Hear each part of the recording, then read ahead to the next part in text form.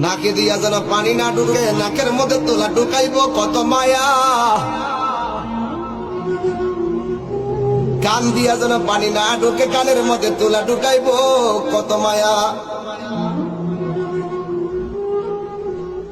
গরম পানি দিবে না, বেশি ঠান্ডা পানিও দিবে না, কুসুম গরম জল দিবে কত মায়া। পুরাতন জামা পরাবে না, নতুন জামা কিনবে কত মায়া। আস্তে করে স্টিলের কাঠের মধ্যে শোয়াবে কত মায়া।